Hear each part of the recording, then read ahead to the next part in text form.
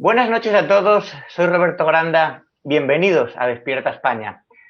En primer lugar, pedir disculpas por las deficiencias de sonido del programa de la semana pasada. Hay que entender que Ervin es un corresponsal de guerra y una persona que lleva del programa Las Voces del Secuestro y que no siempre se puede conectar a las mejores condiciones. Hay que valorar el esfuerzo que hace por estar aquí, el interés, su valioso conocimiento de la situación en Latinoamérica o Hispanoamérica, porque algunos me dicen, no es Latinoamérica, es Hispanoamérica. Ahora se lo preguntaremos, porque hoy lo tenemos ya en su estudio habitual.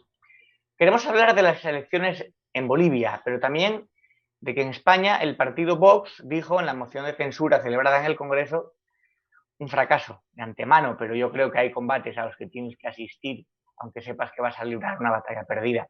Dijo Santiago Abascal que Podemos y Enrique Santiago tienen una red de narcotráfico, algo que nosotros llevamos destapando aquí desde los primeros Despierta España.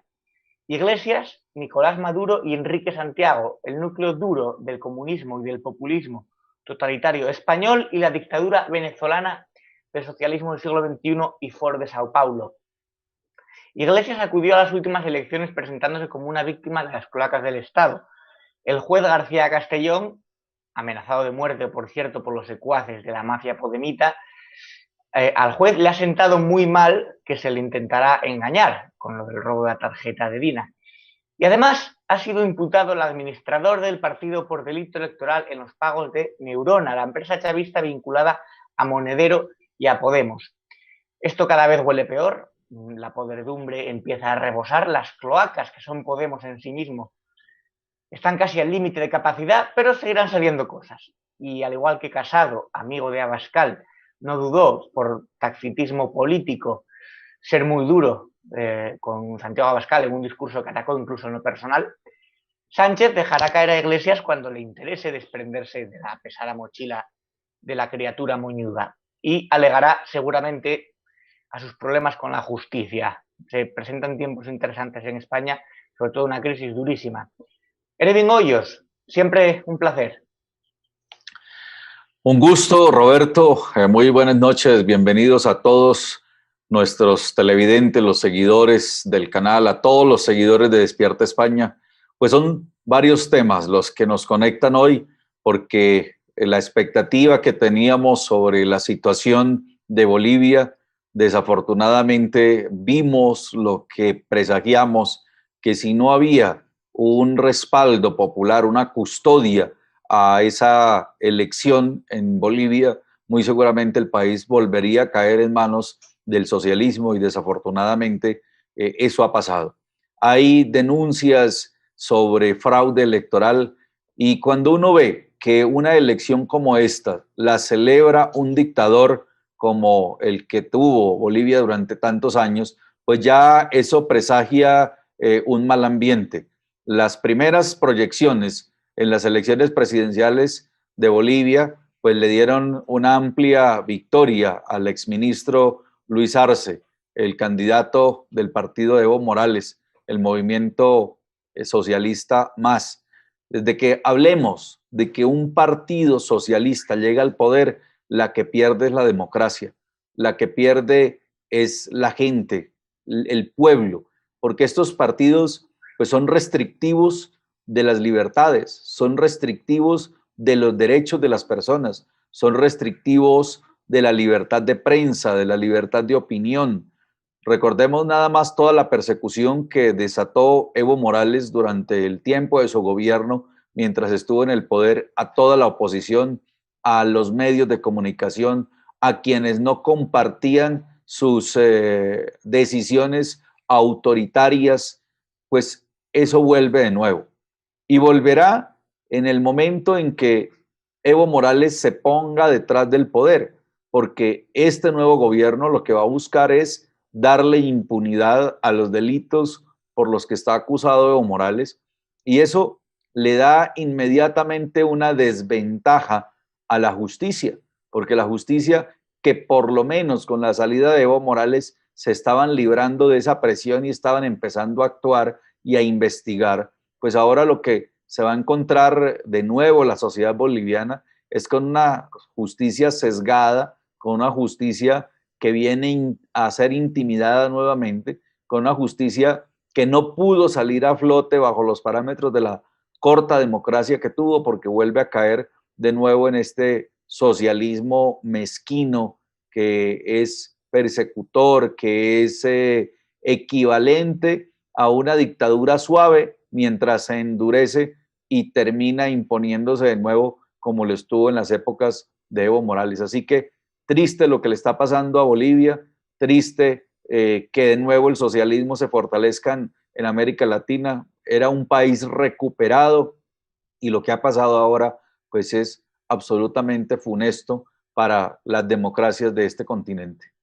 Dices que se alegran los dictadores, no hay más que ver también en España quién se ha alegrado, quién ha demostrado euforia por los resultados, Pablo Iglesias, Monedero, Errejón, es decir, toda la gandalla podemita. De hecho, Pablo se escribió, aquí lo podemos ver en pantalla, el tuit: dejaron votar a los bolivianos y lo han vuelto a decir muy claro, nueva victoria histórica del movimiento al socialismo, y dice, y lección ciudadana al golpismo. Felicidades, presidente. El socialismo, además, en Latinoamérica o Hispanoamérica, ahora me lo aclararás, es bastante más generador de miseria, porque ya de por sí son países que han sufrido durante décadas varios regímenes dictatoriales, y el socialismo es como la puntilla, ¿verdad?, para terminar de hundir a esos países. Recordemos que Íñigo Errejón y Pablo Iglesias pues estaban siendo investigados en Bolivia y se van a dar cuenta ustedes que ahora las presiones de este nuevo partido que va a llegar al poder en Bolivia, nuevamente el socialismo, pues va a hacer que esas investigaciones contra Íñigo Errejón y contra Pablo Iglesias, que por lo menos había indicios de que les iban a abrir un juicio dentro del país y que iban a ser juzgados en ausencia, pero que se iba a sentar un precedente político y un precedente jurídico contra dos vinculados directamente en una gran estafa al país, pues iba a tener unos visos de justicia. Pero se van a dar cuenta que lo que viene ahora de nuevo es la presión, los cambios de fiscales, los cambios de investigadores, cambios de jueces, hasta que el caso quede archivado. Y por algo, pues Íñigo Errejón y Pablo Iglesias están celebrando lo que ha ocurrido, porque saben que el poder es para intimidar, que el poder es para mover decisiones judiciales y para usarlo a su favor. Dicen popularmente que poder que no se usa se atrofia. Pues ellos, los comunistas, los socialistas, son expertos en usar y en abusar del poder. Así que tienen que estar celebrando y nos toca dejarlos que celebren, porque somos respetuosos de las decisiones populares, así sean sesgadas o así hayan comprado votos, así hayan cometido fraude. El pueblo boliviano será el que finalmente va a tomar un día una decisión y va a llevar a los usurpadores y a los violadores de derechos humanos y a los que les han movido y demolido la democracia realmente a que ocupen el sitio en donde deben estar. Erwin, en la moción de censura que hubo aquí en España, como he dicho en la entrada, Abascal vinculó a Podemos con la red de narcotráfico colombiana, o sea, con Iglesias, Maduro y Enrique Santiago. Enrique Santiago es un personaje que nosotros venimos aquí denunciando, de hecho hasta hemos visto un vídeo suyo saliendo de la casa de Iglesias, del chalet de Iglesias. Estas personas de Vox también han recibido información, incluso se han puesto en contacto contigo alguna vez. Están con sus amigos y correligionarios del narcosocialismo, que es la mafia de la droga en Iberoamérica, con ropaje ideológico de izquierdas.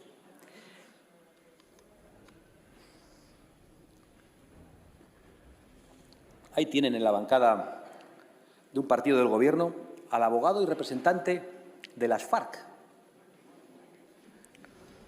en sus principales negociaciones. Las FARC, señorías, la guerrilla comunista colombiana cuya principal actividad es el tráfico de cocaína.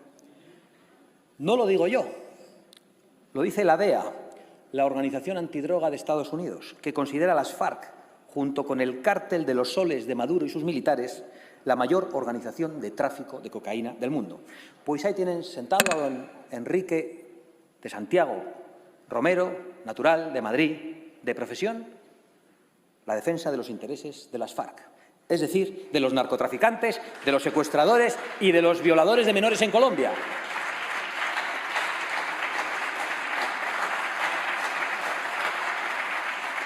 Enrique de Santiago, secretario general del Partido Comunista y mano derecha de Iglesias, o al revés, no lo sabemos.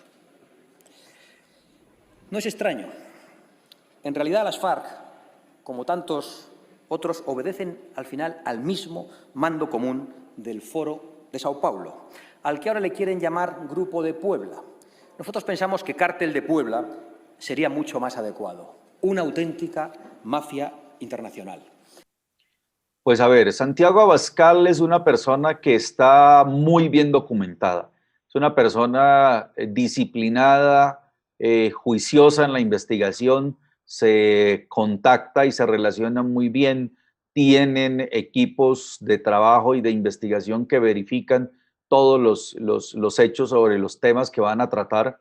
Así que cuando Santiago Abascal ha hablado y ha expuesto vínculos, por ejemplo, del chavismo con Pedro Sánchez, con Pablo Iglesias, pues lo hicieron en los momentos más apropiados porque tenían documentos, tenían pruebas, habían contactado a gente que conoce muy bien de estos temas y por eso Santiago Abascal se atrevió a dar estas denuncias que fueron en su momento exclusivas del partido Vox.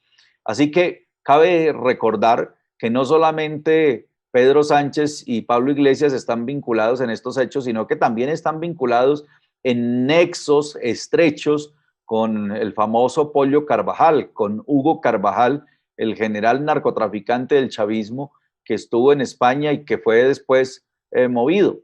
Todas las sospechas de que Pedro Sánchez tiene vínculos con este narcotraficante.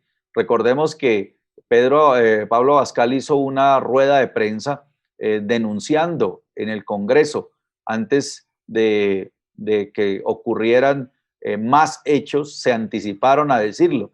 El líder de Vox, que se ha dado cuenta que esta es una obra de la mafia, es una obra del narcotráfico, puso los puntos sobre las IES en su momento.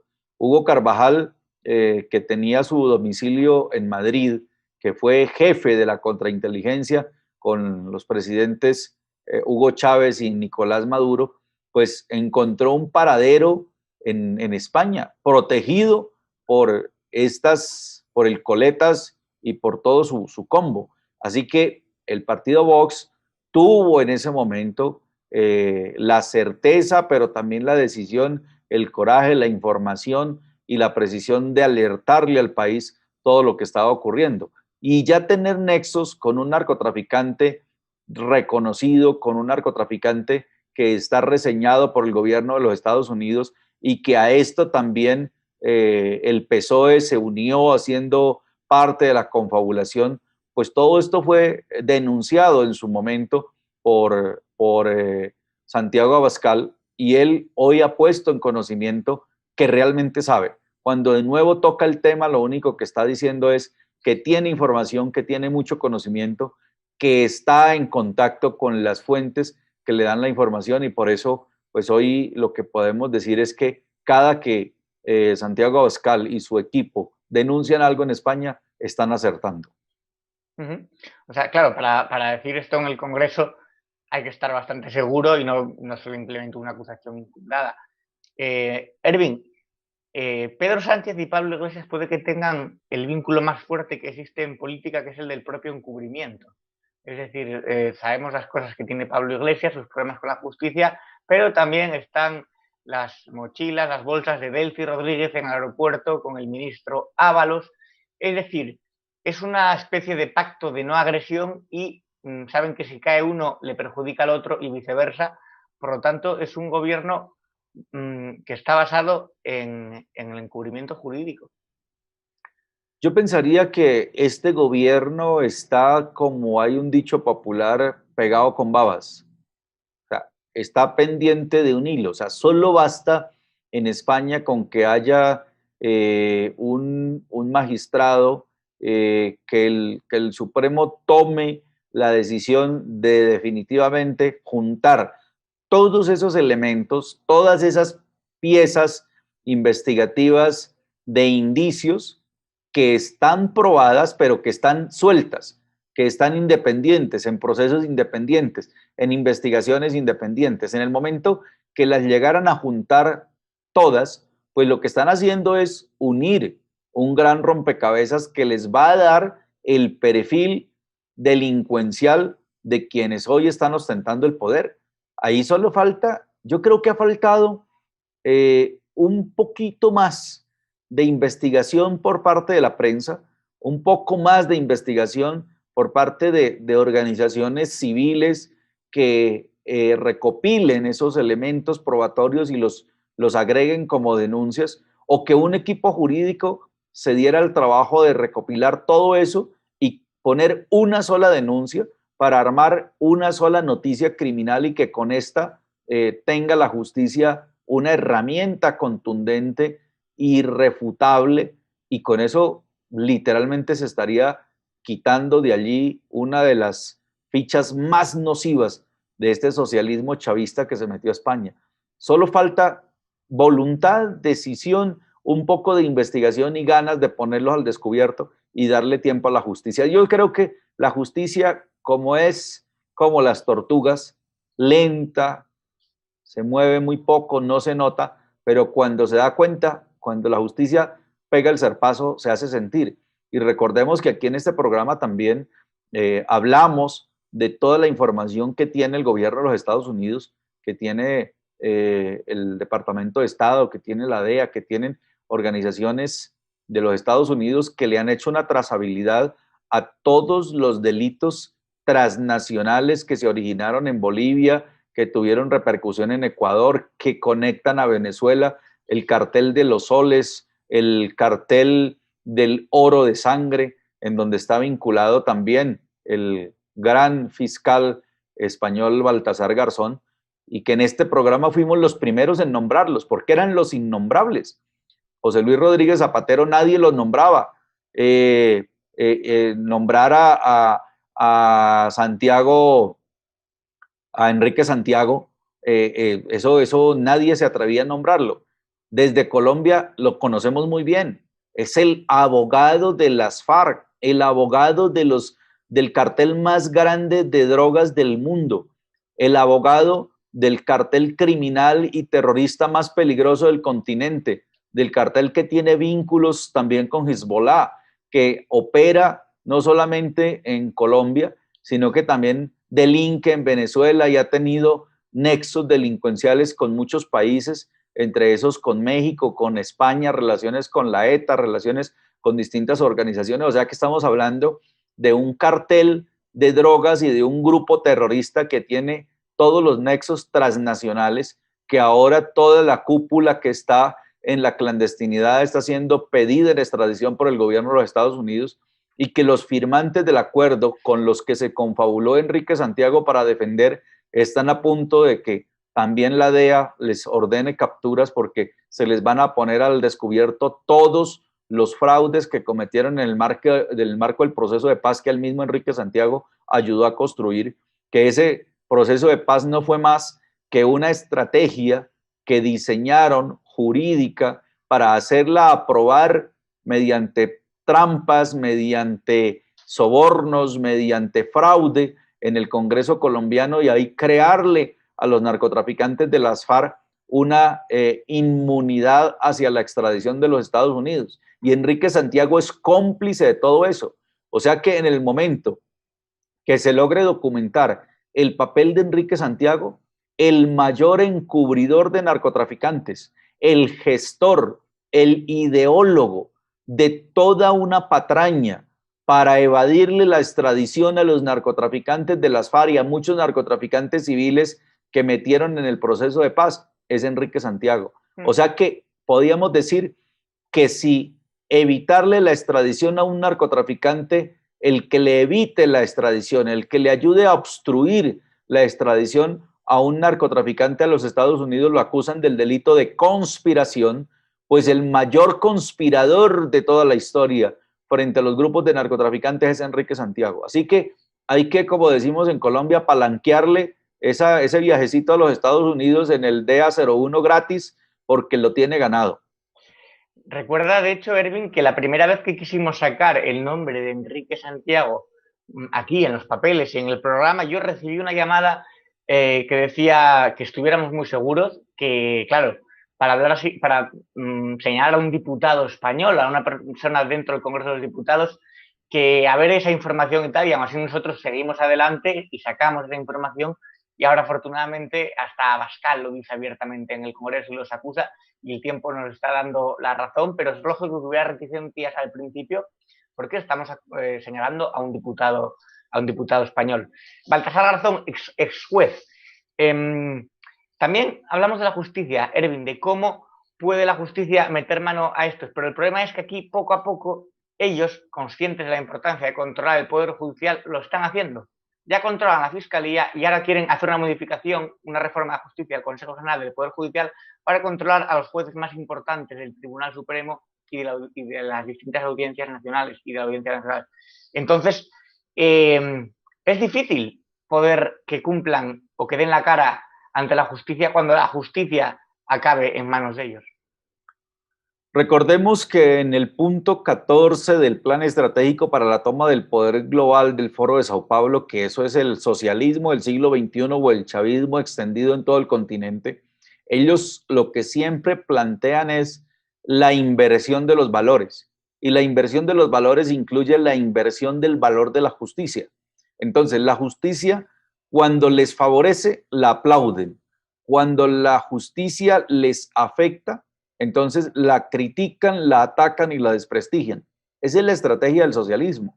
Y por eso el socialismo se esfuerza muchísimo en penetrar las estructuras judiciales, se esfuerzan y gastan mucho dinero en costearle incluso estudios a abogados que posteriormente los convierten en jueces, en fiscales y los llevan a ser magistrados y los llevan a ser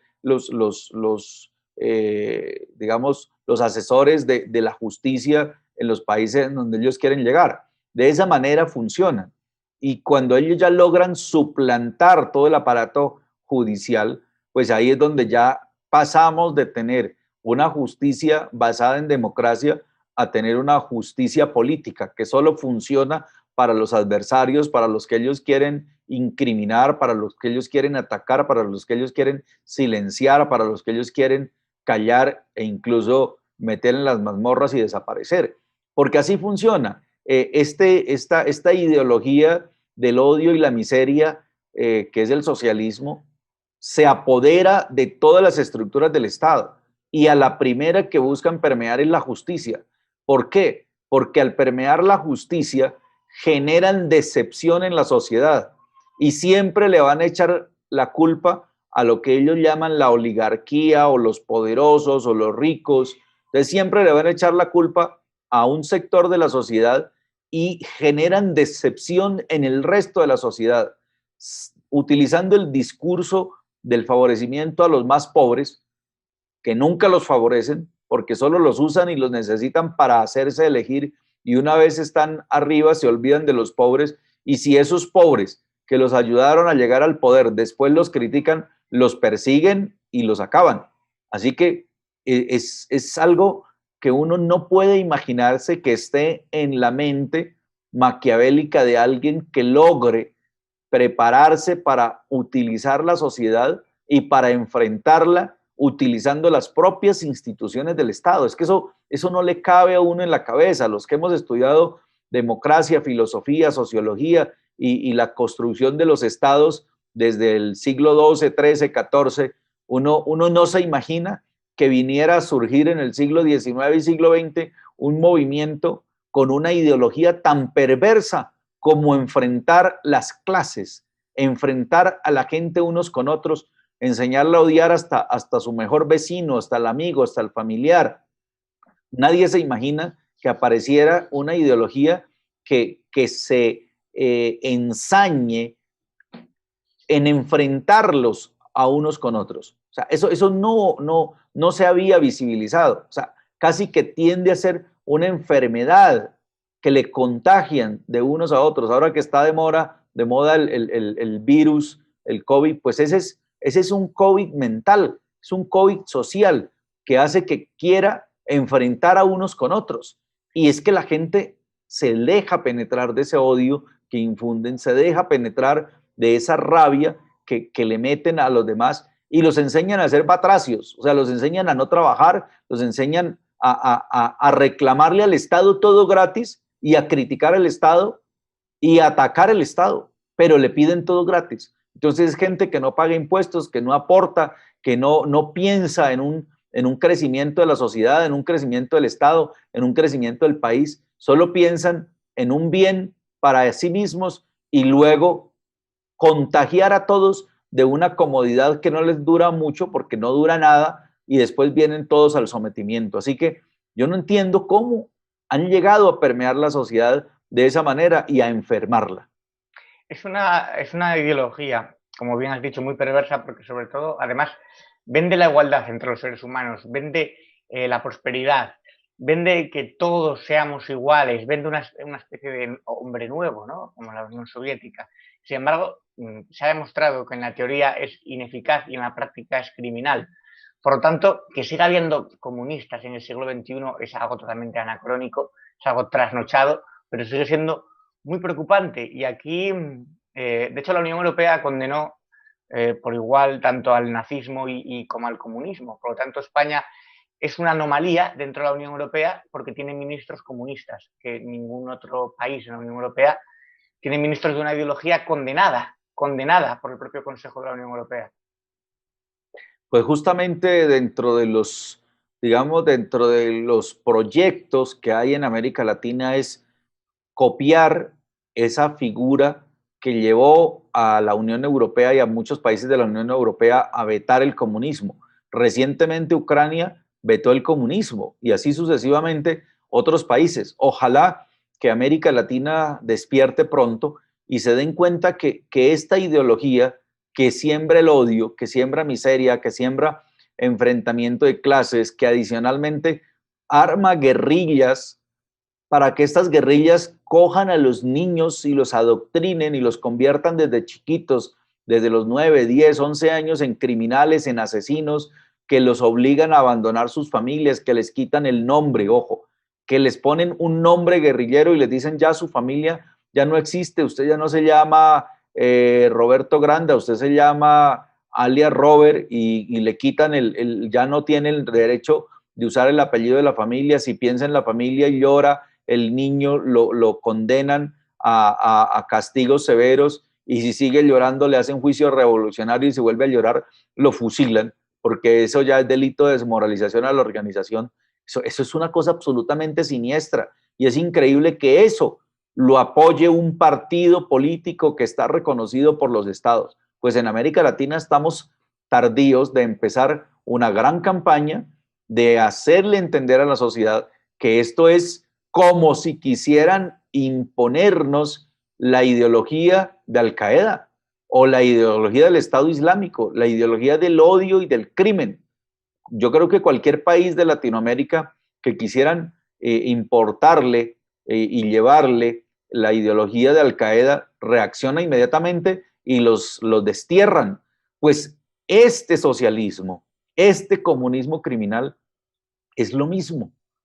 Yo digo que el comunismo puede existir como partido, pero no con la ideología de la combinación de las diferentes formas de lucha para tomarse el poder, que compitan en las urnas como cualquier otro partido, sin utilizar el Partido Comunista clandestino, sin utilizar las organizaciones clandestinas de masa, sin utilizar armas, sin utilizar explosivos, sin utilizar el secuestro, el narcotráfico, la destrucción de las estructuras del Estado. O sea, es que a nadie le puede caber en la cabeza que un partido utilice la estructura del Estado para atacar la misma sociedad, que un partido político utilice las armas para llegar al poder, que utilice el secuestro, la desaparición, el narcotráfico para llegar al poder y que eso todavía no hayamos reaccionado y que se considere o se acepte o se entienda como legítimo. Es que no es posible que lo sigamos admitiendo. Entonces yo creo que ya llegó el momento de que los partidos de América Latina que están viendo ese perverso ejemplo y esa perversa capacidad de penetración que tiene el comunismo camuflado de socialismo, de progresismo y de lo demás, porque es el mismo lobo con diferentes pieles, se den cuenta que ya llegó la hora de reaccionar y de enfocarse a ejecutar unas acciones de tipo judicial internacional, y ojalá el Partido Comunista fuera llevado por el reclutamiento de niños de América Latina a la Corte Penal Internacional. Un saludo, por cierto, a los espectadores que nos están viendo desde América Latina y a la gente que sigue a Erwin desde Colombia. El problema es que el comunismo es incompatible con la democracia, porque no es demócrata por definición. Ellos creen en la dictadura del proletariado. Solamente lo ha sido una parte de la historia de España durante la transición, que entraron por el aro de la Constitución, pero sin embargo ahora quieren volar todo ese consenso del 78, pues como no haya existido, como si no hubiera existido, y desenterrando viejos odios, viejas rencillas. Entonces es incompatible con la democracia, pese a que está intentando controlar toda la justicia. El juez imputa al administrador de Podemos por delito electoral en los pagos de Nurona. Al administrador, se podría decir el tesorero. Entonces, esta gente necesita maquinaria de dinero, maquinaria monetaria para seguir funcionando y sobre todo para financiar sus campañas. Y ahora vamos sabiendo de dónde salía todo ese dinero, igual que le pagaron a Monedero 400.000 euros, más de 400.000 euros en Venezuela por hacer una moneda sobre los bancos del ALBA, de un informe que jamás existió y una moneda que nunca se vio, vamos. Uno de los métodos, recordemos, uno de los métodos del comunismo y ahora de este socialismo del siglo XXI es la penetración de las estructuras del Estado. Y esa penetración de las estructuras del Estado llevan a la corrupción. Entonces dicen que al que no ha mordido el pastel de la corrupción hay que hacérselo morder. Y si no lo muerde hay que sacarlo. Y si se opone hay que desterrarlo. Y si sigue resistiendo hay que matarlo. Entonces, la corrupción es el método por el cual inicia el ablandamiento de las personas que toman decisiones. Lo primero que hacen es llegarles con oportunidad de corromperlos, de hacer que ese funcionario de cualquier institución del Estado reciba dinero sin saber de dónde viene. Y lo que hacen ellos es crearle el antecedente. Entonces, lo que funciona para ellos es enviarle un paquete de dinero. Por ejemplo, vamos a hablar de la forma como corrompen a los generales. Corromper a un general para poner a discreción la fuerza pública es muy fácil, porque cogen a un señor general y le llevan un maletín con 50, 80, 100.000 euros y el maletín no se sabe de dónde viene, se lo llevaron, se lo dejaron ahí y esperan que él se lo gaste. Cuando él ya se lo ha gastado, cuando ya se compró un coche de lujo, cuando ya se compró algo ostentoso, le mandan otro y le vuelven y ya lo cebaron, ya lo ponen como el cerdo de engorde, ya ese mordió el pastel y siguió comiendo. Ya en la tercera le llevan ya la oferta y la orden. La oferta es, hay esto a cambio de tal. Y cuando ya le llevan esa oferta, ya es una orden. Entonces es una orden, retire las fuerzas que están haciendo presencia en tal zona, o a esta decisión usted no puede reaccionar, no puede decir nada, mueva la tropa, quítela de aquí, póngala allá, acuartele a todo el mundo, deje las fronteras libres, deje las rutas libres, deje las carreteras libres. ¿Por qué? Porque van a mover armas, porque van a mover inmigrantes, porque van a mover delito, narcotráfico, lo que sea. La forma como corrompen en los aeropuertos, igual. Ese método de la corrupción del funcionario lo hacen en el menor tiempo posible y son absolutamente expertos. Después, ese funcionario o ese general o ese administrador de aeropuerto le dicen, vea, usted le recibió el primer maletín a este narcotraficante, usted le recibió el segundo maletín a este otro narcotraficante y lo tenemos probado. Entonces ahí vienen los organismos de inteligencia que muchas veces ya los tienen penetrados o una falsa inteligencia y con eso los controlan porque ya este funcionario, para evitar irse a la cárcel, pues termina obedeciendo como un borrego lo que quieren. De esa manera, con ese método, fue que Hugo Chávez permeó la fuerza nacional bolivariana, permeó todas las instituciones por medio de la plata del narcotráfico y habilitó el país para convertirlo en un gran narcopaís en donde la fuga de capitales, el recorrido del narcotráfico, la ruta del dinero, la ruta de la plata ilegal se mueve como Pedro por su casa. Y ahí es donde aparecen los otros carteles competidores. Cuando aparecen esos carteles competidores que no son de esa gran organización, a esos sí los capturan, los muestran y los ponen de ejemplo de que ellos combaten la corrupción y combaten el narcotráfico. Ellos solamente combaten el narcotráfico que no está asociado con ellos y combaten a los corruptos que no hacen parte de sus estructuras. Eso es lo que hacen. Pero en sí el socialismo es la corrupción hecha política, es la mafia convertida en política, es el narcotráfico convertido en política y en modo de financiación para sostenerse en un país como Venezuela y en el que quieren convertir ahora a España y en el que quieren convertir también a Colombia y en el que ya de nuevo llegaron a Bolivia. De hecho, en un vídeo que se ha hecho viral en España, en un meeting, Pedro Sánchez, antes de ser presidente, hablaba de que cuando hablaba con Pablo Iglesias, él se comunicó con Pablo Iglesias solo se interesaba en controlar la judicatura, en controlar a los policías, en controlar a los espías, en controlar las televisiones. Y lo decía Pedro Sánchez como diciendo, fijaos cómo es este tío, ¿no? Claro, aún no eran socios de gobierno. Ervin, quiero preguntarte, se acercan las elecciones en Estados Unidos, el próximo no, el martes 3 de noviembre, o sea, todavía tendremos un programa antes para hablar de ellas, una previa, pero parecen unas elecciones cruciales sobre todo porque yo no sé si crees que en caso de que Trump vuelva a salir elegido, es decir, reelegido en las elecciones, ya con la fuerza de 4 años más, ¿se atrevería o se aventuraría a empezar algún tipo de acción en Venezuela? Pues a ver, se estaba esperando y se venía rumorando acá en el continente que posiblemente Trump iba a hacer alguna intervención de pronto en esta temporada con motivo de las mismas elecciones. Recordemos que eso ha sido típico de los gobiernos de los Estados Unidos, buscar una intervención militar cuando están cerca a las campañas electorales. Clinton lo hizo cuando el Congreso le abrió una investigación por el caso de Mónica Lewinsky y así sucesivamente. Entonces, las guerras siempre han sido propulsoras de campañas electorales y se ha mantenido una expectativa sobre una posible acción de Trump sobre Venezuela.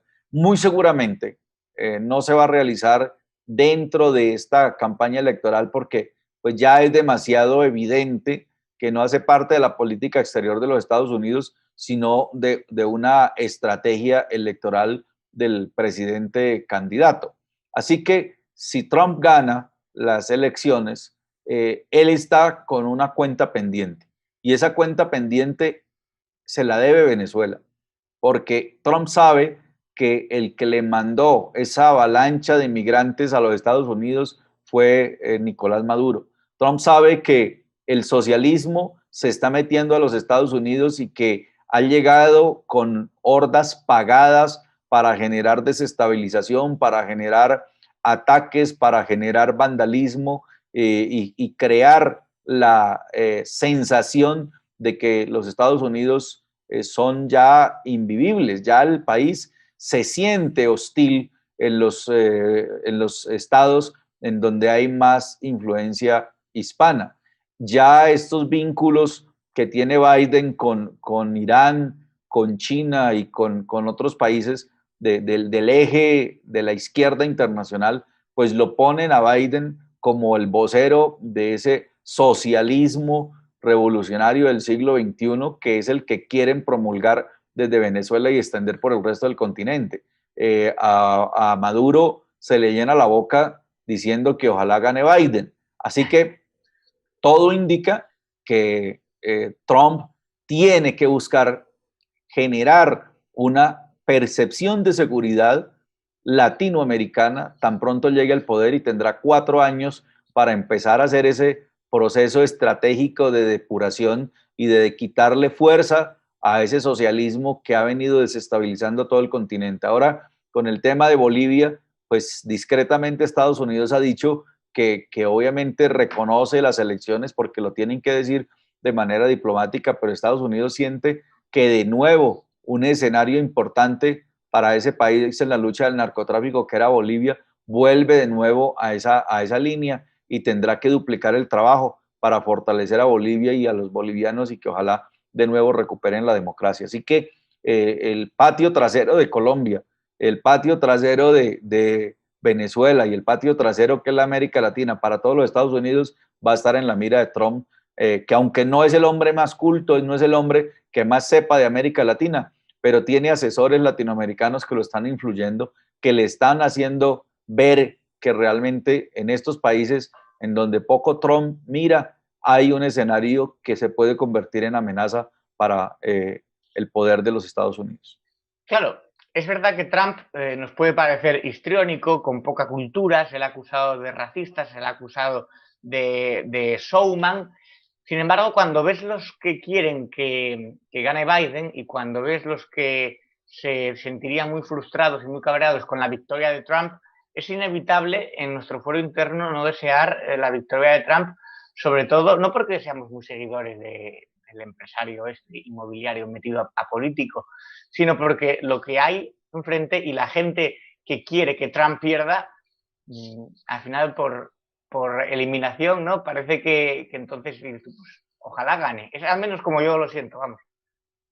No, y es que todo al final la política se guía por percepción y Trump es el que le da al país y a Latinoamérica la percepción de seguridad, la percepción de tranquilidad, la percepción de no riesgo, la percepción de no amenaza o por lo menos la percepción de una tranca o una talanquera al socialismo, porque gravísimo fuese que en una etapa tan temprana el socialismo llegase a meterse a los Estados Unidos. Ahí sí, recojamos y vámonos. Y muchos quisiéramos decir, pues el escenario sería irnos a España y España está en las mismas, entonces ahora sí, yo como para dónde cojo. Eso, esa es la percepción que hay, que mucha gente que tiene condiciones económicas en América Latina dicen, pero es que el único escenario que había era Estados Unidos y si ahora el socialismo se mete a Estados Unidos, entonces ¿para dónde nos vamos? Ya España se metió al socialismo, ya existe esa percepción de que el socialismo ya se metió a España. Yo les digo, llegaron unos socialistas, pero España no es ese socialismo del siglo XXI chavista. España está empezándole el contagio y hay que buscar liberar el país, hay que buscar rescatar esta sociedad, que reaccionen, que vean la amenaza, que vean el riesgo y que se sacudan de una vez por todas del Coletas y toda su mafia, porque tenemos que volver a tener la percepción de seguridad que ha dado España desde hace muchos años, seguridad inversionista. Cualquiera de Latinoamérica decimos es que si uno invierte en España es un país con economía sólida que así haya tenido dificultades, salió de ella, pero que ofrece un gran escenario. Hoy en día existe de nuevo esa duda en invertir, porque si el socialismo se llega a tomar España, viene en la fase 3 la expropiación y el que invierta va a perder todo lo que lleve. Y esa misma percepción se queda ahora los inversionistas en Estados Unidos. Dicen, ¿qué tal que gane Biden y Biden imponga el socialismo en los Estados Unidos? Pues ahí sí, gravísimo. Entonces, ¿para dónde nos vamos? Así que hay una gran incertidumbre y por eso la importancia de Trump de que le dé lo que se llama la percepción de seguridad en democracia y en garantías inversionistas a quienes flotan por el mundo con grandes capitales legales, legítimos, pero que quieren tranquilidad en el momento de invertir. En eso estamos, Erwin, en intentar librarnos de este socialcomunismo aquí en España. De hecho, en la última encuesta del CIS, los políticos peor valorados por los españoles, que peor puntuación han sacado, ya son Pablo Iglesias y su ministra felatriz Irene Montero. Por lo tanto, hay una mala imagen en España, los ciudadanos tienen una nefasta percepción de estos políticos. Ha llegado a vicepresidente por accidente, yo siempre lo digo, han sido cuarta fuerza política, si no fuera por la falta de moral y ser totalmente ambicioso, sin escrúpulos y sin ética, como es Pedro Sánchez, jamás Podemos habría estado en un gobierno español. Pero bueno, seguiremos hablando de ello. La próxima semana ya estaríamos a las puertas de las elecciones en Estados Unidos, volveremos a tocar el tema. Aclárame una cosa, entonces, tú dices América Latina, por lo tanto el término que se utiliza es Latinoamérica. Hay gente que me dice que es Hispanoamérica, me lo dicen alguna gente de allá. ¿Cómo lo dicen ustedes? Sí, nosotros decimos Latinoamérica porque nos referimos a lo que es el continente de Estados Unidos hacia abajo hasta Argentina, entonces hablamos de Latinoamérica. Pero cuando vamos a hablar de ese mundo hispanohablante, incluido España, como nuestra madre patria, como nosotros los herederos de su lengua, entonces incluyendo España, ya ahí somos Hispanoamérica. Hispanoamérica es cuando incluimos a España. De lo contrario, pues seríamos solo Latinoamérica o América Latina. Vale, Latinoamérica como una situación geográfica e Hispanoamérica como el mundo hispano, ¿no? Todo lo que engloba la hispanidad, por así decirlo. Correctamente. Muchas gracias por la aclaración, Irving. Y te mando un gran abrazo, como siempre, te dejo que despidas y que digas Despierta España, que ya es un clásico aquí. Pues aquí estaremos, como siempre, entendiendo desde la historia hasta los hechos para que podamos reaccionar a tiempo en rescate y en acción hacia la democracia. Por eso estamos aquí. Roberto Granda, quien les habla de Ervin Hoyos, para decirles a ustedes, Despierta España. Buenas noches, Irving. Un abrazo. Abrazos, buenas noches.